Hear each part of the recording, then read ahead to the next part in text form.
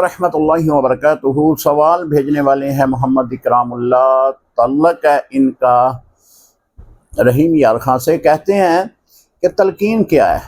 میں ایک مولوی صاحب کا بیان سن رہا تھا، وہ تلقین کے بارے میں حدیث بھی بیان کر رہے تھے کہ جب مردے کو دفن کیا جائے تو اسے تلقین کرنی چاہیے۔ تو یہ کیا ہے؟ میں نے تو پہلی بار یہ مسئلہ سنا ہے۔ محترم، تلقین جو ہے یہ حدیث مبارکہ میں اس کا ذکر ملتا ہے۔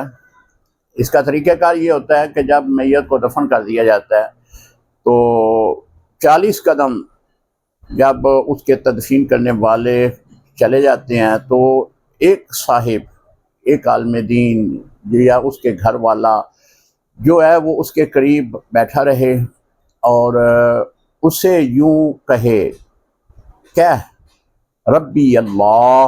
جب وہ ایک بار کہے گا تو پھر وہ اٹھتا ہے، یعنی اس کی آواز سن کر وہ اٹھتا ہے۔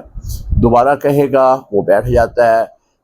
تیسری مرتبہ کہے گا تو وہ اس کے کہے ہوئے الفاظ کو دہرائے گا۔ تو یہ تلقین ہے، یعنی کہ ربی اللہ، میرا رب اللہ تعالی ہے۔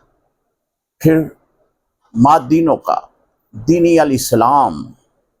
پھر حضور علیہ السلام کے بارے میں سوال کا جواب بھی اسے بتایا جاتا ہے۔ کہو ما کنت تقول بحق ھذا الرجل، فرشتے آ کر پوچھیں گے تو تم نے کہنا ہے محمد رسول اللہ۔ یعنی یہ تلقین کے الفاظ ہیں، حدیث مبارکہ میں اسے لکھے ہوئے ہیں۔ بعض لوگ کہتے ہیں کہ یہ حدیث ضعیف ہے۔ یہ حدیث ضعیف بھی قابل عمل ہوتی ہے۔ یہ کس نے کہا ہے کہ حدیث کو ضعیف کہہ کہ اس کا عمل چھوٹ جاتا ہے؟ عمل اس کا ویسے ہی ہے جیسے دیگر احادیث مبارکہ میں۔ تلقین چونکہ ہمارے عرف میں اس کا رواج نہیں ہے، اگر کوئی تلقین کرتا ہے تو شرعی طور پر حدیث مبارکہ سے یہ ثابت ہے۔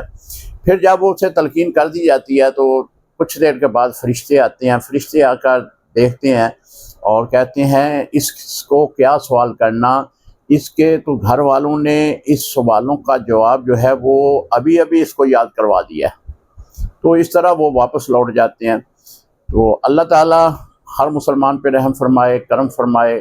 ہر مسلمان کو اللہ تعالیٰ جنت الفردوس میں اعلیٰ مقام عطا فرمائے۔ جو عقیدے کے اعتبار سے ٹھیک ہیں ان کے لیے میری دعا ہے۔ السلام علیکم ورحمۃ اللہ وبرکاتہ۔